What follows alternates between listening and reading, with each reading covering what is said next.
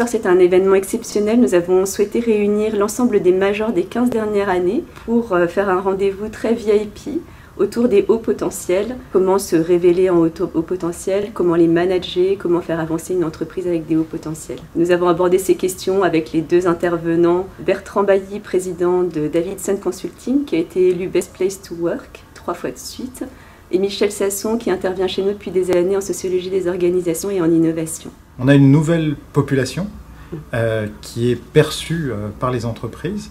On avait dans les deux cas le sentiment que c'est là la réserve de puissance, la façon de faire face à l'avenir. Pour dire les choses simplement, le monde change. Il vaut mieux regarder le changement que le monde alors. Une entreprise qui veut recruter des hauts potentiels, elle doit être hyper claire sur son projet d'entreprise justement. Je pense que pendant longtemps, on a survendu des postes et des boîtes et des carrières à des candidats. Et moi, je pense qu'aujourd'hui, les gens veulent surtout savoir ce qu'ils vont faire concrètement, en mode transparence. Donc ce qui est super important, c'est d'expliciter son projet d'entreprise et éventuellement de valeur si on se donne les moyens de faire une entreprise où il fait bon vivre, ce qu'on essaye de faire chez Davidson.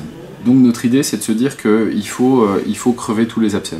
Donc pas attendre que les conflits ou les déceptions prennent des proportions dingues. Donc on va solliciter régulièrement l'avis de nos salariés et leur humeur. On a un petit sondage mensuel qui permet de remonter l'humeur, la charge de travail, l'équilibre vie pro, vie perso. Et on monitore tout ça pour être certain qu'il n'y a pas des trucs qui prennent des proportions importantes.